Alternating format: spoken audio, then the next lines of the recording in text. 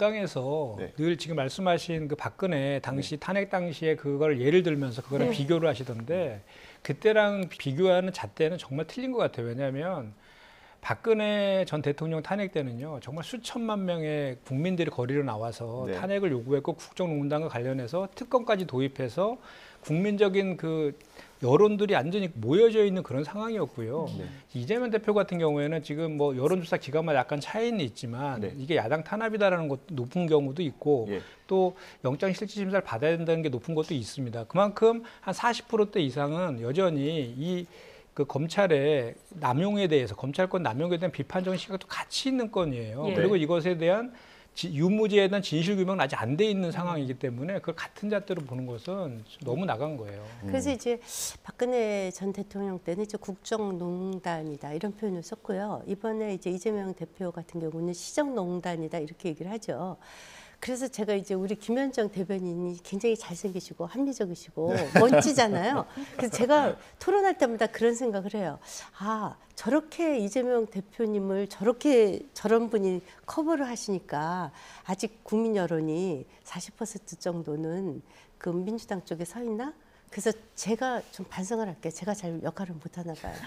칭찬으로 드려야 될 것 같습니다. 일단. 네. 어떠세요? 아니 너무 잘하셔갖고 말씀 해주세요. 우리 국민분들께 제가 좀 잘 설명을 못 드리나 제가 진짜 그런 반성도 했어요. 칭찬이 아니라 고도의 전략 같은데요. 진짜로 아니, 제가 봤을 때는 그런 것 같아요. 지금 우리가 홍보전에 밀리나 봐요. 아니 실체에 저희가 그간에 이제 현재를 좀 판단할 때 보면 과거의 사례들을 갖고 이렇게 비교하면 좀 이렇게 도움이 되지 않습니까? 예.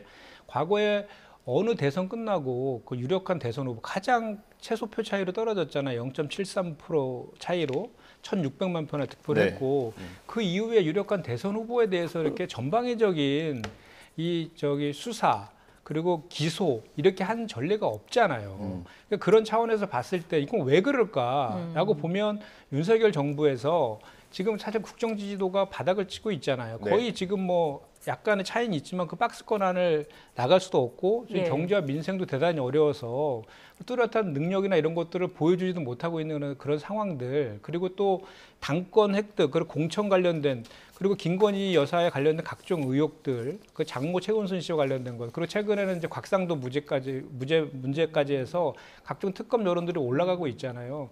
이런 모든 것들에 대해서 좀 물타기 하려는 의도가 있어요. 이재명 대표에 대한 그 전방위적인 윤석열 검찰의 공세들이. 네. 그래서 저희는 그래서 이런 것들과 관련해서는 이 문제가 비단 이재명 대표 한 명의 문제인 게 아니라, 만약에 그럼 이런 것이 앞으로도 이것이 선례가 되거나 그렇게 되면 검찰에서 무조건 영장 청구하고 기소하고 그러면 그 당대표는 다 물러나야 됩니까? 아니, 그런 선례가 될 수 있고, 이게 잘못 흐르면 검찰 파쇼가 될 수 있어요. 네.